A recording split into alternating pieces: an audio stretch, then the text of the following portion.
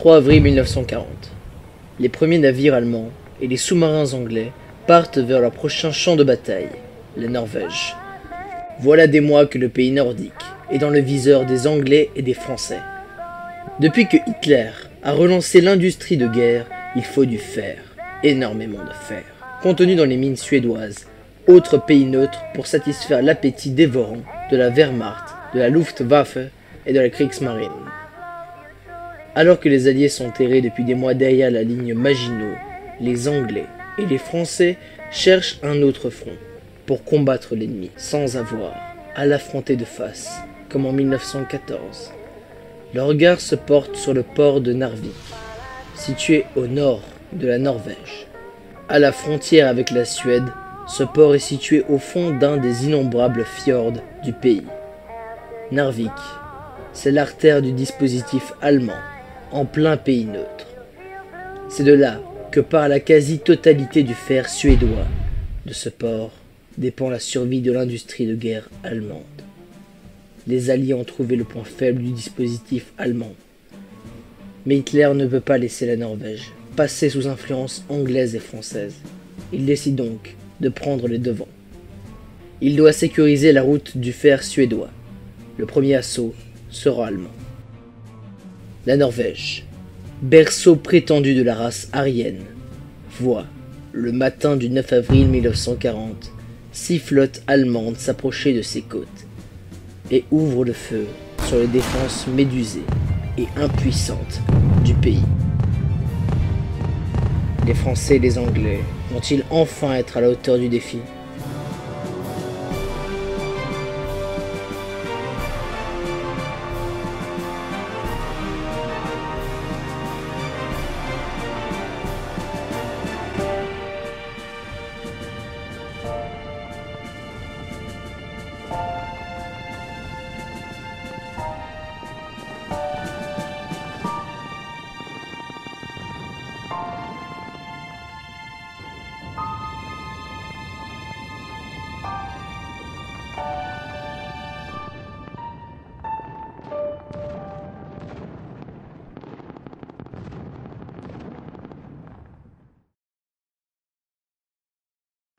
Voilà 6 mois que la Pologne est tombée, sans avoir reçu l'aide promise. La toute-puissance de l'Allemagne va se déchaîner à nouveau. Trondheim, Bergen, Kristiansand, Egersund, Oslo et surtout Narvik sont prises, sans que ni les Norvégiens, ni les Alliés n'aient le temps de réagir. La Blitzkrieg fait des ravages, et pas seulement en Norvège.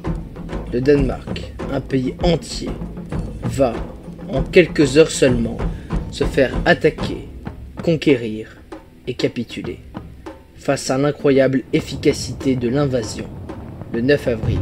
Mais ce pays n'est pour le Führer que l'apéritif. Car le même matin, la Kriegsmarine est entrée en Norvège. Oslo se déclare ville ouverte, pour ne pas subir le sort de Varsovie.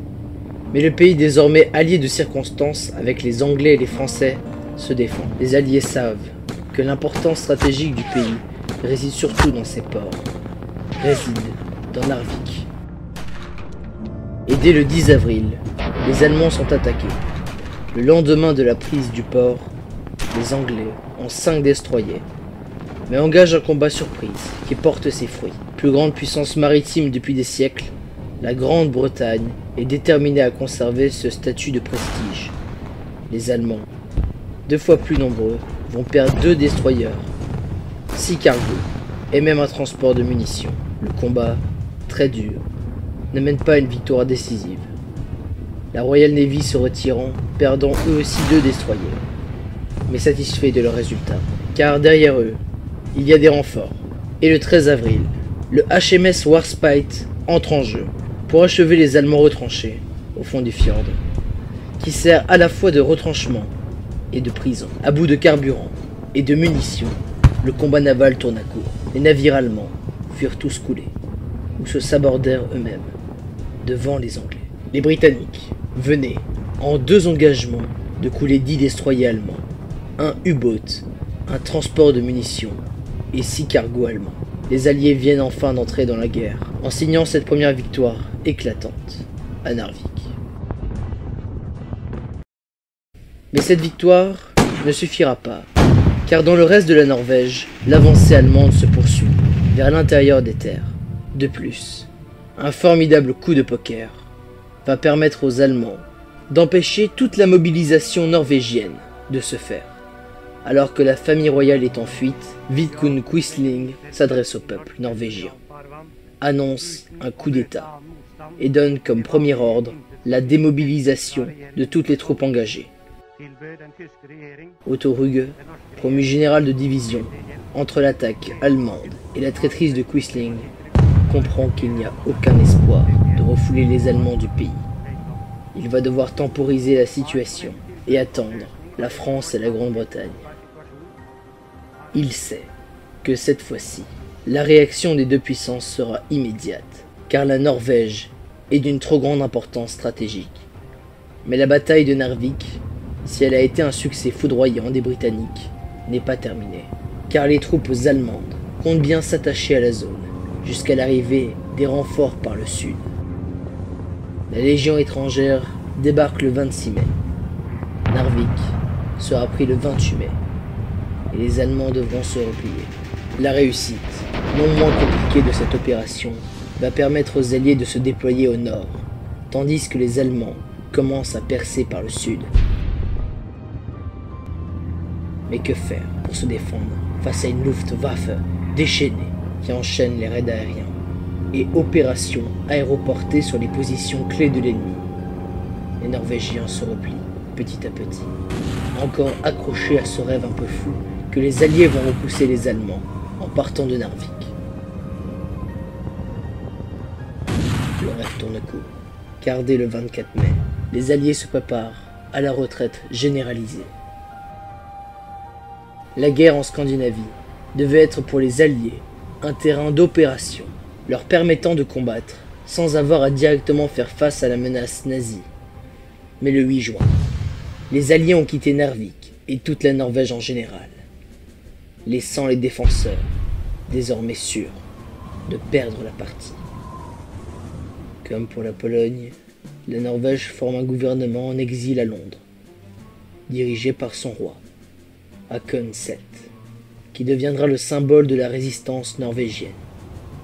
Résistance qui se formera en Suède et mènera de nombreuses opérations commando, pleines de succès dans les prochaines années. Mais pourquoi les Alliés sont-ils partis, laissant le pays aux mains du Troisième Reich? Car si les nazis ont désormais sous leur coupe la Norvège, le Danemark et la Pologne, leurs attaques en Europe de l'Ouest a commencé depuis maintenant plus d'un mois. Et alors que le dernier navire français quitte le port de Narvik, la Wehrmacht sème la mort et la désolation en France. Mais que s'est-il passé pour que la France, considérée à l'époque comme la première puissance militaire mondiale, puisse s'effondrer comme un château de cartes? Nous le verrons dans les 2 prochains épisodes de Chroniques de guerre.